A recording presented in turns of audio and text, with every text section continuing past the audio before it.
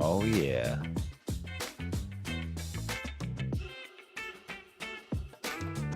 It's the sessions. Detroit Lions main event phone sessions. We talk about this roster. Yeah.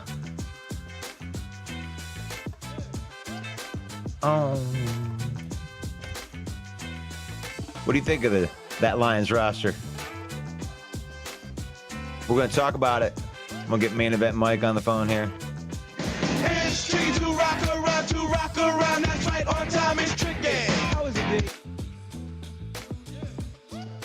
dude? Ooh, main event Mike. The count. Are you live? I am live, but we're watching the countdown. Right. Call me back when you're ready, then.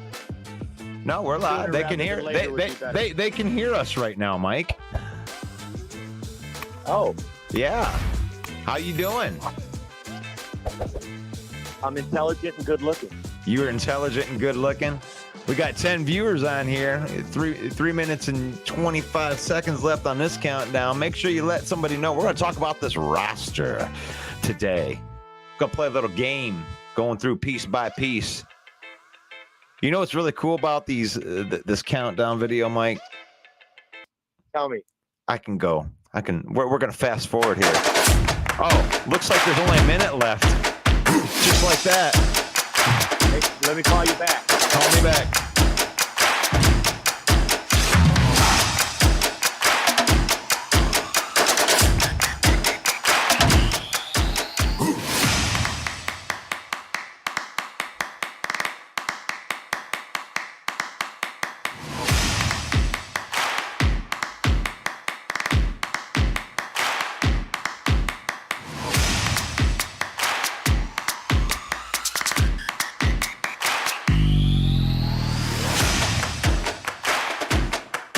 Please subscribe to the YouTube channel. It's free. We like that. We're getting ready to have a little special message right here from Jason Cabinda. God, I hope you make the team, brother, man. I really do.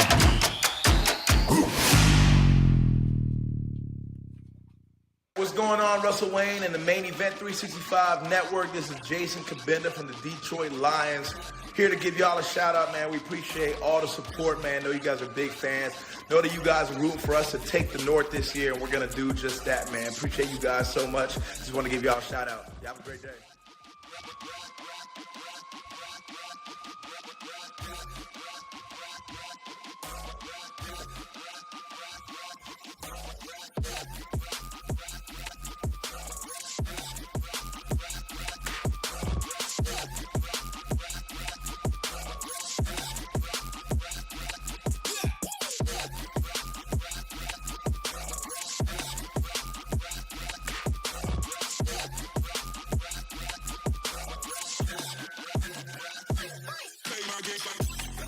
What's happening, ladies and gentlemen?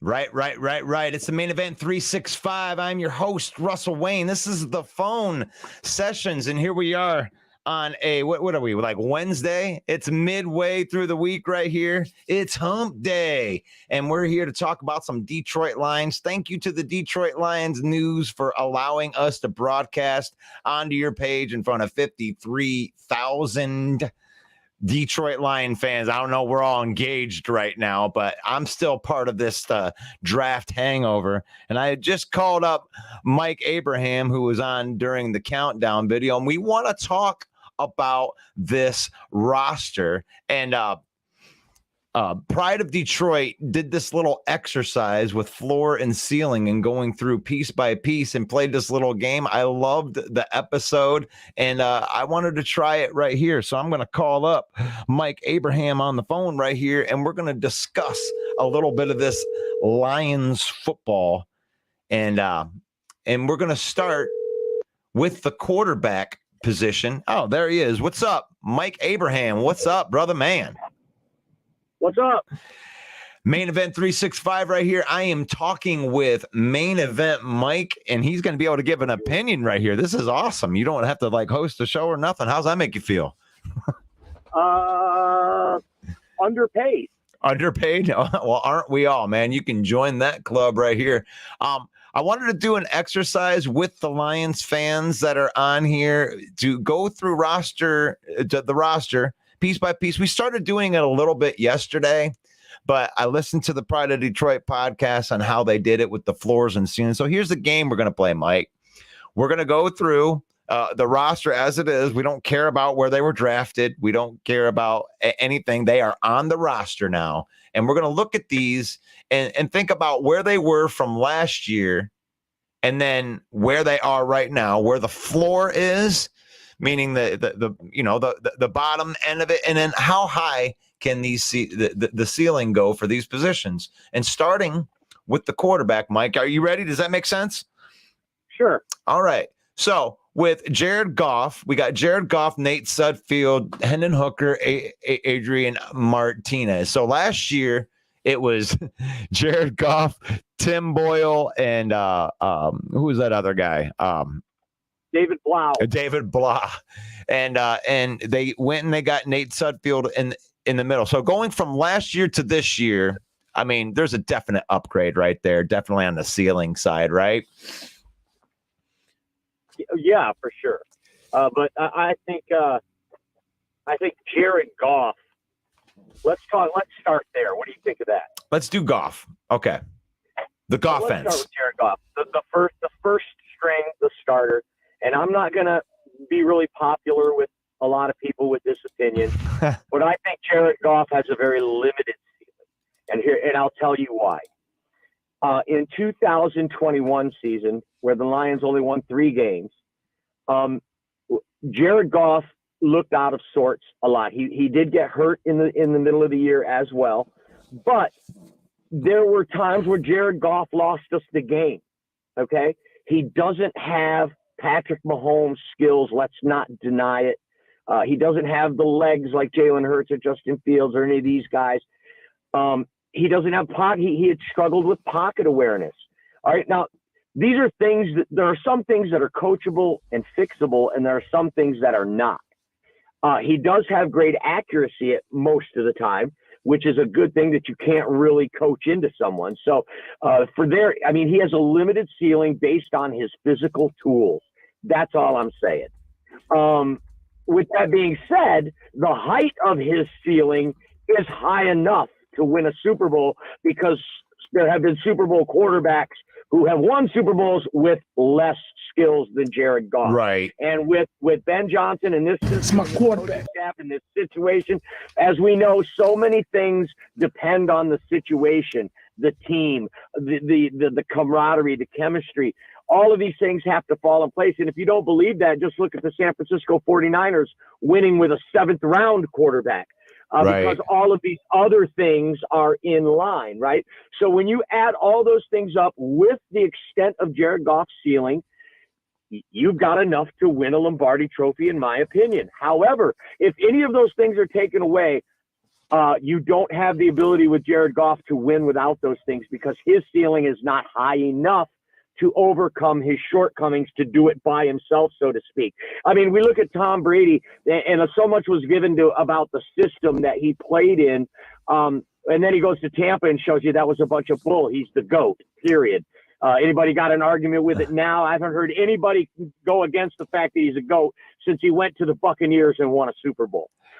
So he's able to overcome. Who did the Patriots have all those years at wide receiver? I mean, they had Randy Moss one year, but they didn't win it that year. Right. He made everyone around him better. I don't think Jared Goff has that skill set to make everybody around him better.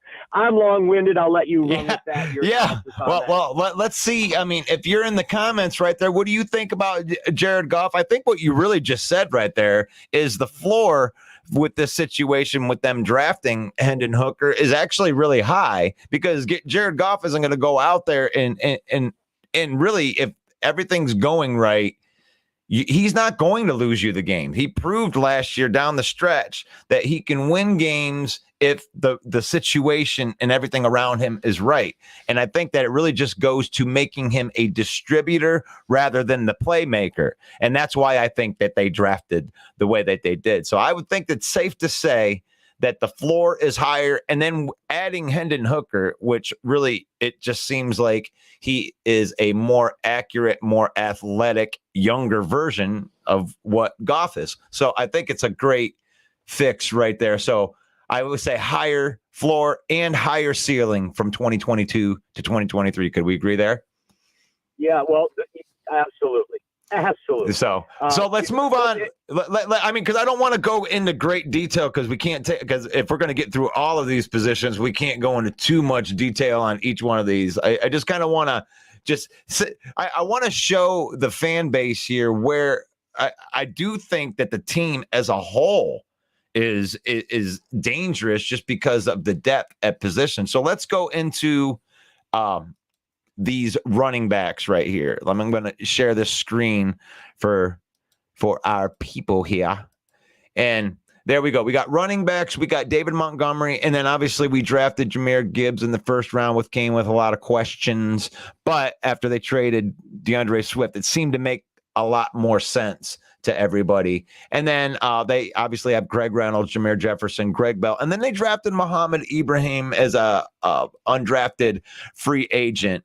And last year we started oh no, I don't have that one. Oh wait, the 53-man roster from last year. We had what? We had DeAndre Swift. We were really thinking that, we had Austin Jackson. And then we had Justin Jackson, who Austin Jackson, and we had Jermar Jefferson. But you keep saying Jermar Jefferson. I thought he's no longer on the team.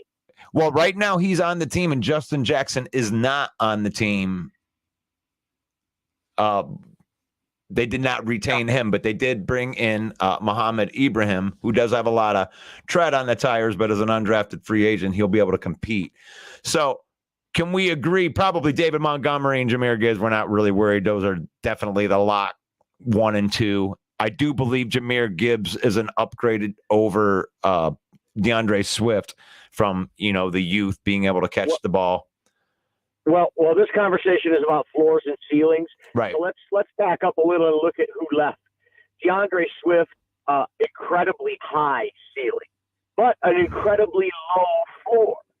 Right. So he can't stay healthy. Drops, crucial drops. He never seemed to step up to the big game. To me, that is the definition of the floor. When you're looking at a guy with a high floor, you at least know, like Jamal Williams had a very high floor but a low ceiling, right? Those two guys were opposite in that way, in my opinion. You could always count on Jamal Williams to take care of the football. You could always count on him to play if he's nicked up, to give 100%. To me, that's the floor, okay? And DeAndre Swift was the opposite of that. But his ceiling was through the roof. But now those guys are gone, and they brought in guys whose floors and ceilings are much more complementary. David Montgomery has a very high floor. He's always going to give you 100. He's always going to break tackles. And that's what we didn't count on Jamal Williams to break tackles so much. But I think David Montgomery has a limited ceiling because he's been in the league enough. He's played on a crappy team for a while. If he was going to be Adrian Peterson, we would have seen it by now. So I think his ceiling is low, but his floor is high. I can agree with some of that, but when you're tied with Nick Chubb at breaking tackles in the NFL, that I don't think his ceiling's been totally reached yet because it hasn't been given the opportunity. But that's fair. I want to give you that. And let's just say, for instance, that Jamal Williams and David Montgomery is a lateral move. So we didn't gain anything. We didn't lose anything. I would say that's the worst case scenario, is that you could say that it was a lateral move. So if we move to, I think it was an upgrade for sure. I think it was. I agree. I agree with that. And you let us know in the comments too. What do you think? Was David Montgomery an upgrade over Jamal Williams. And if you want to join this conversation, I'm going to throw this in there right now into the Detroit Lions news. This is the link to come on the show. Feel free, come on here and have this conversation with us, or just throw your comment into the section right there. Hey, I got a little thing that I'm going to throw in here right here. Here's our promo. If you want to like and follow our page.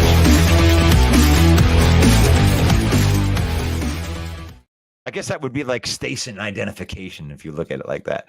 Jahmyr Gibbs. Let's talk about this verse. Jahmyr Gibbs. I think that it was an upgrade on floor and ceiling. I think it upgrades your floor for the fact that he can do everything that DeAndre Swift can do, and it's going to come on a rookie contract rather than having to figure out whether you want to pay this guy next year or not. So what are your thoughts on that transition from Swift to Gibbs?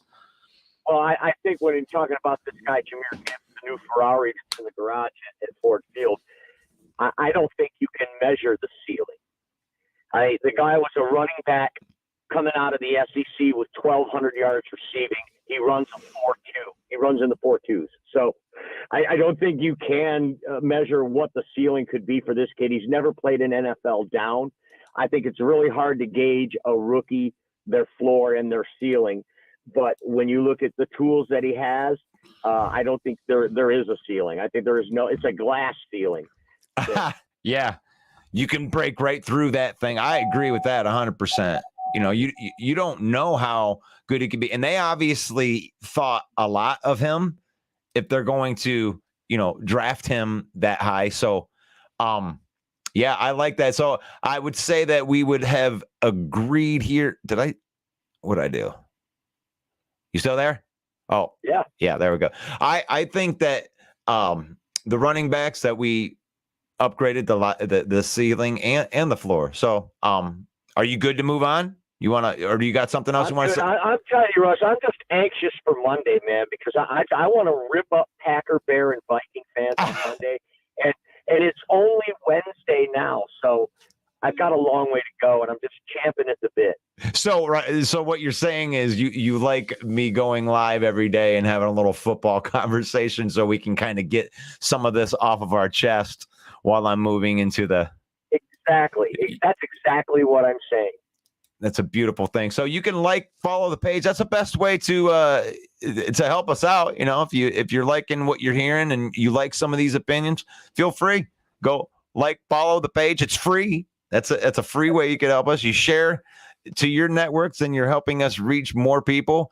While we're talking about wide receivers right here, I have it up on the screen. I love the Pride of Detroit. They're the ones that really made me want to dive in and start talking about football all the time. But our starters from last year, we had DJ Sharp. Let me hit this other one up right here. So last year in the wide receivers, we had Trinity Benson, Tom Kennedy, Maurice Alexander, a bunch of dudes, DJ Shark.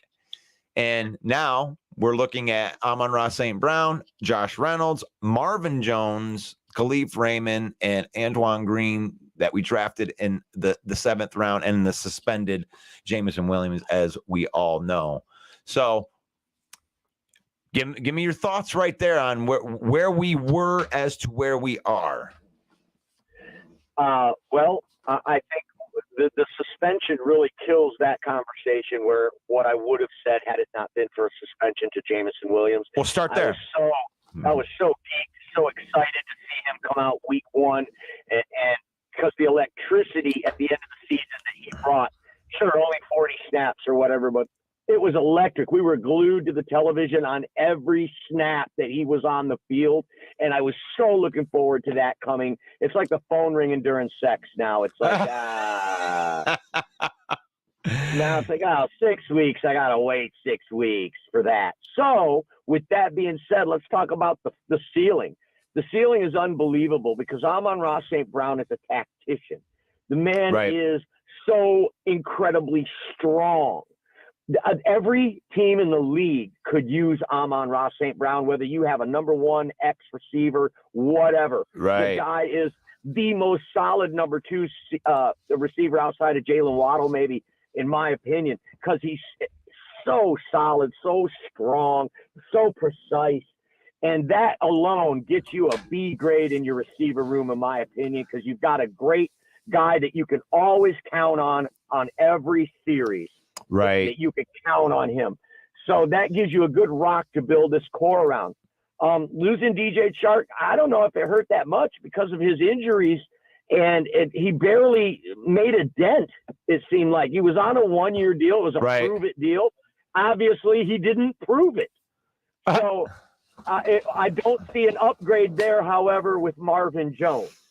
So I've got to say we've taken a step back, regressed a bit in that room.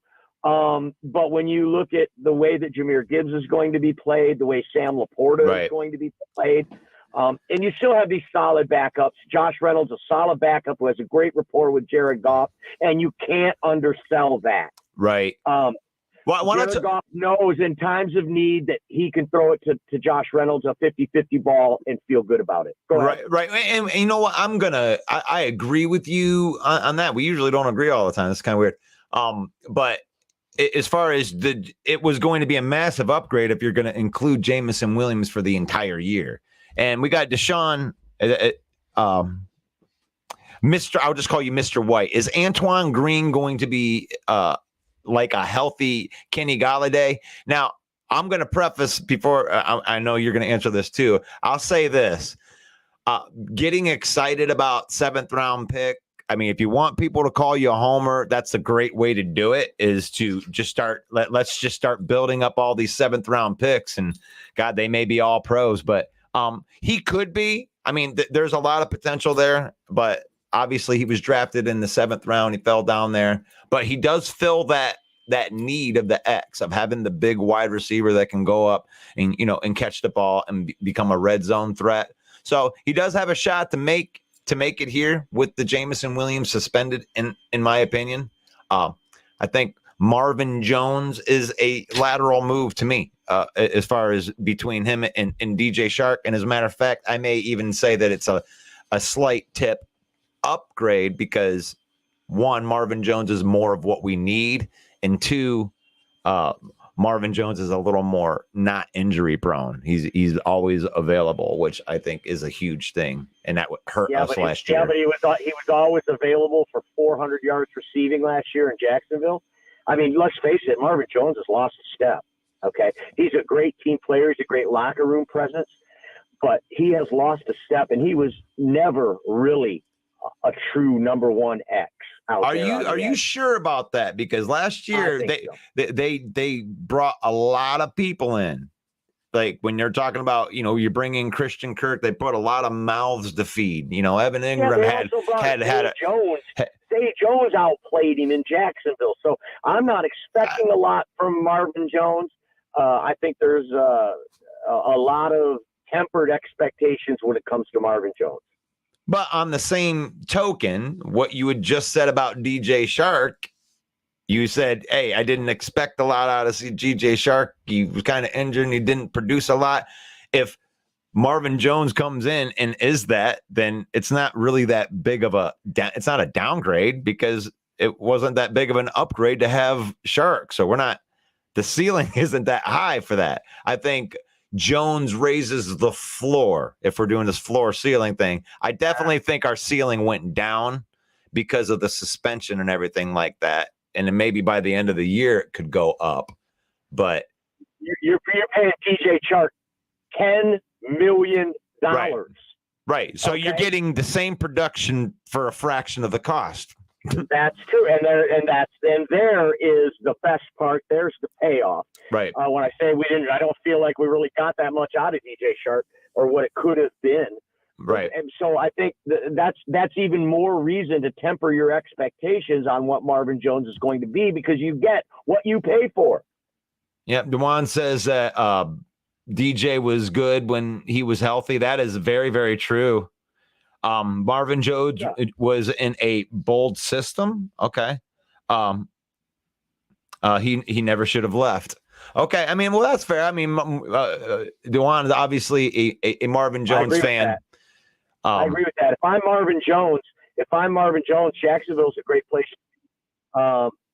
obviously it comes down to dollars and cents, and it's a business. And I got to disagree with what you said, though. You're basically saying that Marvin Jones is as good or better than DJ Shark, and I can't agree with that. Shark's taller, faster, younger. When it comes to 50-50 balls, he's good. So I don't know. I think there may be a little downgrade there, in my opinion. Well, I mean, that's fair. That's fair to say, but you're also paying half the price. Well, and I'm not comparing apples to apples here when I compare Marvin Jones to DJ Shark. I'm comparing what you're saying Marvin Jones is now to what DJ Shark provided last year, which was okay. He wasn't available for a lot of it, but when he did play, he played well. But availability is part of it, and that's one thing that Marvin Jones has got him all day long on is availability. He doesn't miss games. So, I mean that's a good argument right there. What do you think, Marvin Jones versus DJ Shark? I mean, throw that into the comments if you're out there and you want to answer that question. I think we can move on from that. I think that's a good wide receiver talk right there. I think it's a non-question, really. Let's take a look. DJ Shark just got a job as the number one receiver on another team. Marvin Jones would never be able to do that. I mean, well, that's okay. I mean, is it an argument? It's an argument if you're comparing apples to apples. I'm one of them guys on the internet that just wants to be right all the time, I guess. That's okay. You can be right. And when DJ Shark goes out there and balls out for 3 games and then he's injured for 10 games, then that's cool. You can say he's more talented. But Marvin Jones is going to have his 4 catches for 38 yards and contribute to the team. We're not comparing the same thing. I think that you're right and I'm right. Now, fuck it. We're both wrong. Sorry. Didn't mean to drop the F-bomb. Hey, we are the home of the bad takes right here at Main Event 365. We're not the smartest guys in a room. Robert Williams says that Shark was a key piece last year. Goff went to Shark on the key play to beat the Packers. He will be missed. That is a very good point. I stand corrected. I think that I counter that with he also broke off the route on the last play against Buffalo. Oh man, keep it going, Mike. Yeah, he also get him. Broke off that route, possibly cost us the Buffalo game. Of course, Goff got a lot of the blame, but there were media members up in the press box who were there. And they know the coaches were pounding their fists on the table because DJ Chark, Goff threw the ball where Chark was supposed to be. Yep. And he sure did. I mean, that's something that goes unmentioned a lot of times because Goff just took the blame on that. And let's go to the next level of that. Goff provided the great level of leadership after that had happened, and he took all the blame. He took the blame. He didn't say, yeah, my damn receiver didn't run the right route. No, he's like, no, it was a play. We missed it, whatever. We're moving on from it. Just like we're going to be moving on. Just like we are going to be moving on to the tight ends right here. And we're moving on to the next thing. So we're going to look at what we did last year where we had, at the beginning of the year, we had TJ Hawkinson, a lot of hope in TJ Hawkinson, and then we had Brock Wright, and we drafted James Mitchell, and then we're even going to throw Jason Kabinda into this mix up right here, and then we trade away TJ Hawkinson, and then we draft with that pick Sam Laporta. Well, not that pick, but in the second round, we take a second round pick and select Sam Laporta. So from last year to this year, this is kind of a tricky question. How are you feeling about this tight end and fullback room? I love it. I wasn't sure about the Sam Laporta pick on draft day, but the more we look at the highlight reel and hear the interviews with him, and this was a great pick for the Detroit Lions, and it's just going to be a weapon. It's also going to help mitigate the loss of JMO at the beginning of the year, I think, as well. James Mitchell, I'm excited for. He had a lingering foot injury last year, and a lot of times that gets forgotten and not talked about. But he's coming back with a full off season, a full healthy, and we'll get to see he's a big man. He's a great blocker on the edge and out in space. He's a great blocker. So Everybody needs a guy like that on their team. Brock Wright, he's Dan Campbell reincarnate. That's right. He's going to come up with. He's always going to give you 100%. But let's face it, he's not even a top 25 tight end in this league, probably. So it's going to be Sam Laporta's show for the next couple of years if everything goes by script, I think. Right. Yeah, and I'm gonna agree with that. I love the room, and we coined this phrase last year, the three-headed monster not named TJ Hawkinson, who caught 12 touchdowns down the stretch. Just a great testament to the coaching, where they could take these guys that don't have maybe as much talented, but put them in the right positions for them to succeed. And I'm really, really excited of what Sam Laporta can do just in that mold, because schematically, I mean, when you're seeing Brock Wright slow, just, chugging down the field, that's a cool thing. But when you get a guy is athletically gifted and can break tackles like Sam Laporta in that same, and you running that same route, it's going to be a lot more electrifying when that happens. So it is definitely an upgrade of the ceiling. The ceiling is through the roof, because we have no idea what these guys can do. And you got them on a rookie contract, which is also good. And you have two other tight ends in Brock Wright, Shane Zylstra, or James Mitchell. Two of those three are going to make the team, that are solid. And they proved that they were last year in the short period without it. So I love the tight end room myself. Yeah, I think you're doing a Ken Doby impression. What was it? Did that go too long? I'm just kidding. Yeah. Yeah. But one thing that you mentioned, Russ, that I really put you to sleep. That stretch. Let's talk about that stretch after the TJ Hawkinson trade, where, like you said, the Lions scored 12 touchdowns and that set an NFL record, actually, with 3 different tight ends. And it's a darn good thing that they did, because that trade split the Lions fan base right down the middle. You had half of the comments on social media saying, we didn't want to have to pay him anyway. And the other half saying, what are you doing? This is a top 10 player at his position, and you're just giving him away to a division rival. So they gambled. They called some incredible trick plays to get the tight ends involved. I believe that they went out of their way to get the tight end involved, to just prove their point that, look, we're not paying a guy $9 million when we can get, Brock Wright to do the same thing for a bag of Doritos. So it was stellar, and it was a chess move by the management and the coaching staff. I don't care what anybody says, to get those tight ends involved and get production from that position. And it doesn't hurt when you've got Dan Campbell as a head coach, a former lifelong tight end. I love that take. In charge of everything. So, and now you add a guy like Laporta at the position. My goodness, and you get a healthy James Mitchell. If Laporta lives up to what they think he's going to be, and let's face it, Brad Holmes drafted him, so he's going to be good, is my assumption.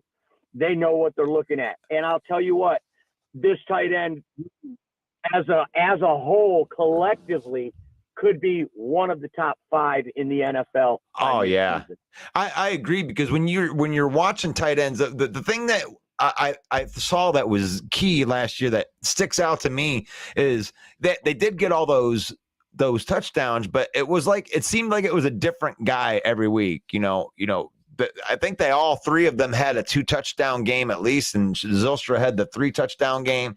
It was like you didn't know which one was going to catch all the balls. So every one of them was posed as a threat to the ball, and Sam Laporta is definitely the most talented guy that they had in that room. And nothing against TJ Hawkinson. TJ Hawkinson's probably one of the most complete tight ends that can kind of do it all. But Sam Laporta is a better route running, what he can do after he catches the ball. He did have some drops in college, so that was the biggest concern with him, and that's the last thing that we need is another Ebron. But at least we didn't draft him in the first round. Okay? Okay? I got to jump off here, Russ. Can I give Monday night a plug? Go ahead. Yeah, let's do it. Main Event Mike here telling you to join us every Monday night at 6:30 p.m. Eastern Time for the main event in-depth analysis talk about the Detroit Lions. And then at 7 p.m. Eastern Time, it's the NFC North Open Mic. All 4 teams in the NFC North represented. We talk about all 4 teams, and you know what? We get involved in a little trash talk. So bring your thick skin, 7 p.m. Eastern Time, NFC Open Mic night, and put your comments in if you don't want to come on the show. And we love to rip it up. I'll see you on Monday. Take care, Russ. Take care, Mike. That's Main Event Mike right there, ripping up some opinions right there. So let's go ahead and do the station identification then.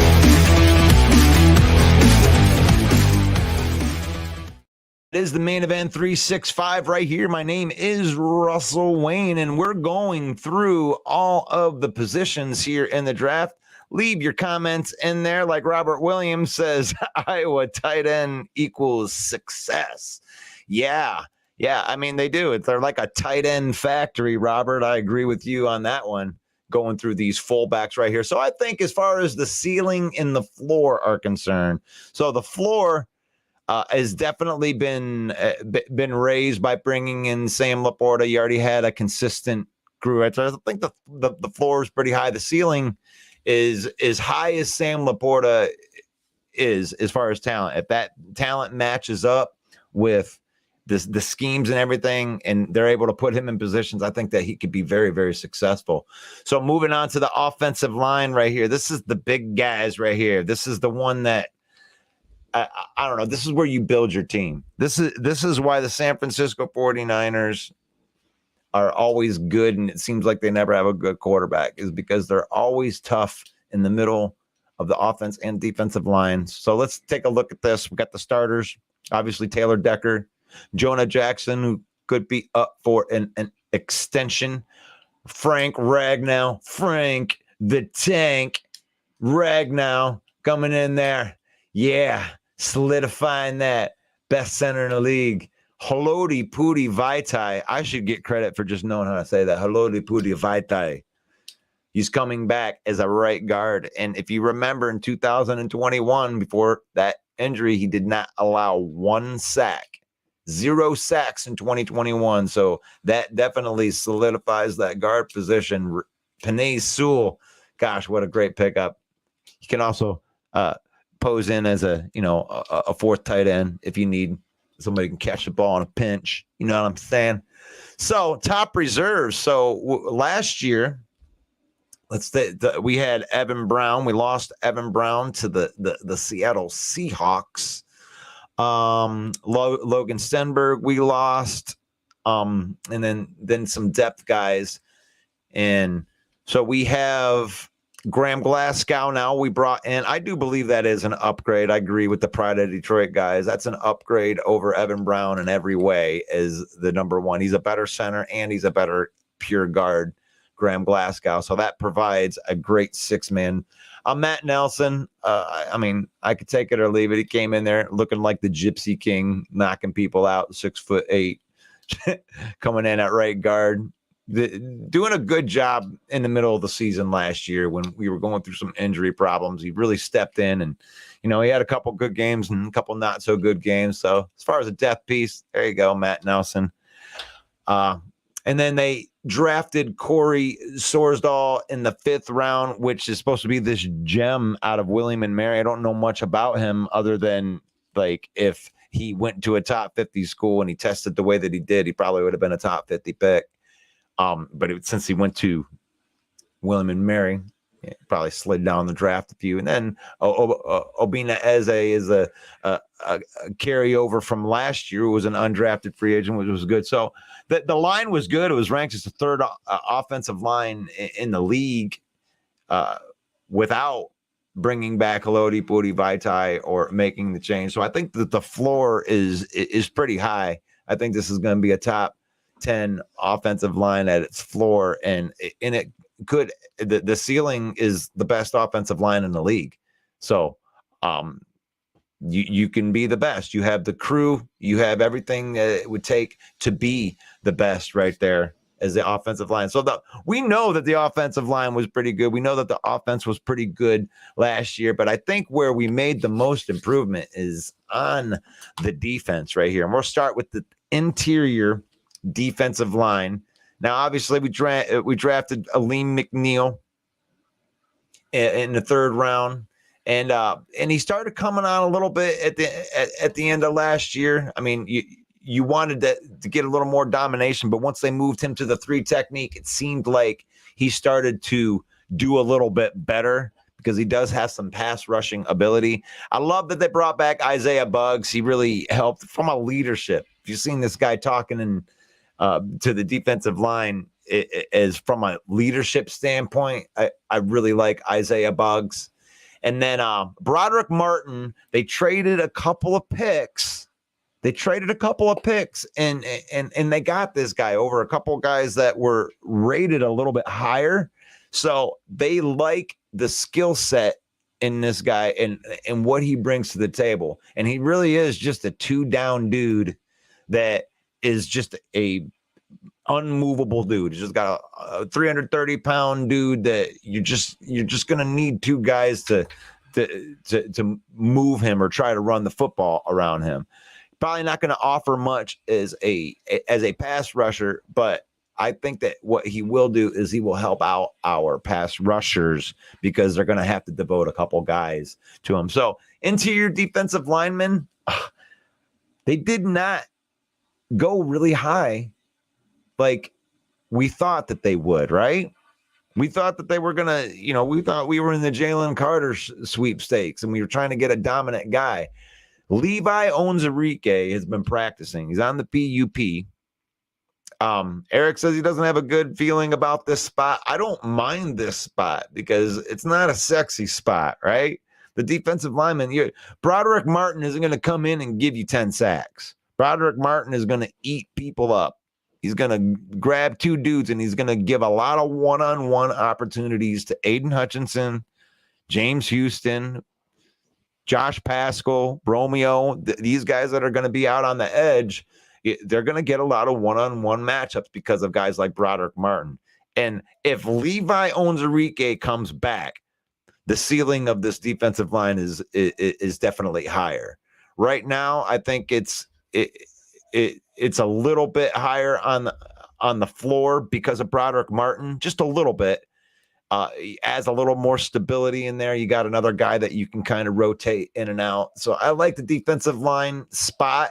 And if Levi Onwuzurike comes back, then it's going to make Brad Holmes look really, really smart with this draft right here. What are your thoughts on the interior defensive line, Robert? Yuan, I'd like to hear from you. I like it. I mean, I can see when you look at it just from these guys aren't eye popping as far as, the super duper talented dude that's going to be like Aaron Donald or anything like that. But all of those guys are solid. You're going to get solid play.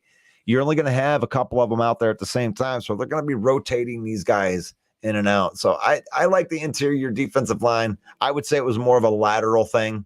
I don't think that they got any worse. I did think they got a little bit better and raised their floor a little bit and can maybe have a longer stretch of consistency. I don't know. I was a little bit winded right there, but we are moving on to the edge position, right? And this is one that I believe that people thought that we needed to burn a high round draft pick, and I haven't gotten it all off season long. I don't understand it. I think this is probably one of the deepest position groups that we actually have. Robert, what's up, Robert? Thank you for chiming in, brother. It makes it a lot easier having people to play off of here. We don't have anyone that's going to stand out, but I like Martin. I agree with you. I don't think that we have these Aaron Donald guys, but Martin is a space eater. He's going to be able to be good on the run. And if I'm looking at these edge players right here, so let's go into these edge players. So obviously we got Aiden Hutchinson, John Kaminsky, James Houston, Josh Pascal, Romeo Okwara, Charles Harris, and Julian Okwara, right? And then we didn't lose anybody. Actually, we only gained people, right? So we didn't have Charles Harris last year because he was injured. He had 7 sacks and got an extension and a pay raise because he played well, and he didn't get to do anything with that with that contract. He is coming back at full strength. He's healthy. He took a pay cut to come back, and he was the starting defensive end who is only going to be depth at this point. And then you look at Romeo Okwara. Here's a guy that can play defensive tackle. You can slide him inside, slide him outside. He had 10 sacks in 2021. And when he came back last year, he made an instant impact. He had 2 sacks in the game that he came back in, Romeo Okwara. And this is a guy that's going to be a depth piece. Josh Paschal, drafted in the 2nd round last year out of Kentucky. He was a 4-year captain, one of the leaders. He had a hernia for the first 4 weeks and didn't start understanding the defense until about the mid season, but he started coming along. He also had a 2-sack day. And then we know what James Houston did with his 8.5 sacks. He looks unblockable on the side. And then Aiden Hutchinson. This is a deep group. We don't need any pass rushers. This is every single person that we coming off the edge is going to be impact. And Romeo Okwara, Josh Paschal, and Aiden Hutchinson also have position versatility, meaning they can be defensive tackles or ends. So I love the edge position. I think that the ceiling and the floor is shot through the roof because you got 2nd-year players in James Houston, Paschal, and Hutchinson that are just going to get better because they're learning how to become pros. Robert says I would put Hutch and Houston up against most tandems in the league. And that's just 2 guys, Robert. Point I'm trying to bring up here is like you're not getting any rest. Even when these guys come off, you get John Kaminsky, you get Josh Paschal, you get Romeo Okwara. All these guys are impact players that would start on other teams. They would start on 20 out of the 30 teams. All of those guys. All of them. James Houston would, Josh Paschal would, Romeo would, Charles Harris would. They would be starters. And we have them as depth. So I love me some edge position right there. Now we're moving on to the linebackers right here. The linebackers. Alex Anzalone. Thor, baby. Here comes Thor. He's bringing down the hammer. It's hammer time. It's hammer time. And then drafting Malcolm Rodriguez, just more proof of what Brad Holmes does. He knows what he does, and he does what he does, right? And Robert says, with an upgrade in the secondary, that equals out the more opportunities for a sack. We're going to get to that secondary. I'm really excited about that. Hitting these linebackers up right here. I mean, what a steal to get Malcolm Rodriguez in the 6th round. We did our draft analyst on him last year, and he was a converted safety. That we really didn't expect him to do much more than be a special teams contributor, maybe get some playing time. But that dude shot all the way up the depth chart and ended up winning that position. Derek Barnes showed some definite progression towards the ends of last year. And then Jack Campbell, oh my God, I can't say enough about this guy. I think this guy's going to be an all-pro. He ticks the box. It's kind of like when you look at, you can just see it. He's going to be a linebacker for the Detroit Lions for the next 10 years. He exemplifies everything that Aaron Glenn and Dan Campbell are looking for in a defensive player and a leader. I think he comes right in instantaneously. Mike linebacker. He's going to win that starting job. And it isn't, they're not going to give it to him either. He's going to earn it. He will earn it, but he's going to go in there and show why he was the top linebacker that was taken. And he is going to justify being the 18th overall pick. So I do believe that the ceiling is, the ceiling is glass. You can shoot right through that ceiling. Jack Campbell can be as good as any linebacker in the league. He could be the best linebacker in the league in 3-4 years. Malcolm Rodriguez is going into his second year. He's going to have an entire offseason. He knows how this whole thing works. So there's a ceiling that could go up. Derek Barnes going into his third year. The progression makes the ceiling of this room, it's exciting. It's exciting to know that Alex Anzalone was the starter. And, by the end of this year, the young players might just take over that linebacker room. Like that linebacker room. Good job, Brad Holmes, going out and getting your guy. What's your thought on this linebacker room? They only play 2 linebackers at a time most of the time because they do run that 4-2-5. And that's okay. That's okay. So they got them separated here on this one in the outside cornerback. And I believe that we're going to be in the nickel cornerback. But here's a funny thing about all of the cornerbacks right here. We're not going to call them cornerbacks. We'll call them defensive backs because we have so many of these guys that have position versatility that we don't really know where they're going to line up. I don't know who our number one cornerback is going to be because Cameron Sutton and Mosley have been the number one cornerbacks during stretches. Jerry Jacobs proved that, he can be an outside corner starter. He was the outside corner. Will Harris was the starting corner in coming out of camp last year. Now he's going to be like the number 4. So you lose Jeff Okudah because you traded him, right? Then you lose Amani Oruwariye, who didn't really play all that well. Definitely an upgrade to get Mosley. Cameron Sutton is an upgrade over Jeff Okudah, one of the smartest cornerbacks in the league. Emmanuel Mosley is definitely an upgrade over Amani Oruwariye. Oh my gosh, like a toilet seat would have been an upgrade over Amani Oruwariye. Jerry Jacobs proved his mettle last year for sure.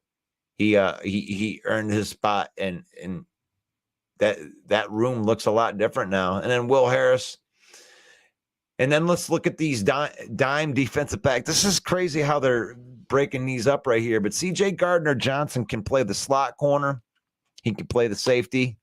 He can play the strong safety. And then you bring in Brian Branch, who is kind of like a Chauncey Gardner clone, who's just got position versatility, great tackler.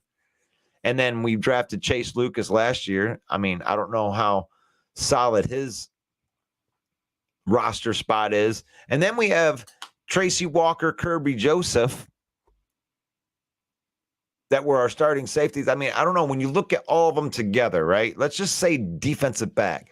Kirby Joseph is primarily just a safety. Okay. He's probably he's a ball hawking safety. You can put him out there as a free safety, let him roam.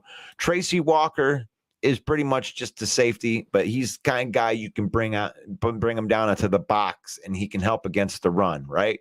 Now, when we get into these outside, or not these outside corner, but these nickel and dime defensive backs, these are guys that can be anywhere in there. You can put Chauncey Gardner as the free safety, strong safety, bring him into the box. You can have him guarding outside corners. Brian Branch, you can bring him into the slot. You can have him play free safety. So all of these pieces are going to be all over the place. Cameron Sutton, that's another guy. He can play inside or outside. He started out as a slot corner because he's a little bit smaller, but he even matched up against the bigger wide receivers in the league. And Emmanuel Mosley, holy crap, if you watch his tape, he owned DK Metcalf. I don't know if you remember the matchup that we had last year between DK Metcalf and Jeff Okudah, but Jeff Okudah looked like he didn't know how to play football in that game, and DK Metcalf did whatever he wanted. Emmanuel Mosley over in San Francisco owns DK Metcalf. I don't know how that's relevant to here, but he does have experience in going up against and being physical against these bigger wide receivers that sometimes they can just bully people, but you ain't going to be able to bully this cornerback room. This is the room I am definitely all the way through. Outside, all of the secondary players are so versatile. I love the versatility in this room. I think the ceiling probably didn't go up a ton because these guys are kind of what they are. But the floor is definitely high. We're gonna get solid cornerback play at the very least. So what are your thoughts? Secondary, right there. Robert says, and with an upgrade in the secondary, that equals more opportunities for sacks. That is 100%. Because if you can get your cornerbacks out there locking people down for 3 to 4 seconds, I mean, and then you have the guys to get in there, let's go. Let's go. So we're going to talk about these special teams. So throw your comment in there about the secondary. I don't know if you feel that it's worth. I think that the ceiling's kind of the same, but I think that the floor definitely went up for solidness from top to bottom in that whole room. Jack Fox is a stud. We got to figure out what we're going to do at kicker. And that's pretty much it. I think that we covered all of the bases. I wanted to go through it because I don't think that the average Lion fan, if you're not paying attention to all of the moves, it's like every year they make a couple moves where everybody gets all excited. But this is in recent memory, or even in long memory, I can't remember an offseason like this where they did so much to improve the team, and still they're still solid. They brought everything back that made them the solid 9-8 that they were, going 8-2 down the stretch. And then they added a bunch of players that, like, I think it pushes them over the edge and makes them, I'm not just going to say a division contender. I think it's their division to lose. I think they're going to get into the playoffs. They're going to win a playoff game. I think that they're a conference contender as well. I think they got a shot to get into the Super Bowl. Call me a homer. Call me whatever you want. That's all good. That's my story, and I'm sticking to it. I want to thank the Detroit Lions News for allowing us into their forum here and talking some Lions football right here. And I appreciate you, Robert. Appreciate you, Dewan. Then who else? I saw somebody else in here. Robert, I think there was one other one that was in there. Maybe not. I appreciate the comments in there. So each and every day I'm going to do this. This is the phone sessions. We're going to call some people. At 11 o'clock, we're going to talk some football. The main event, the 365. God bless you. And I'll see you guys tomorrow.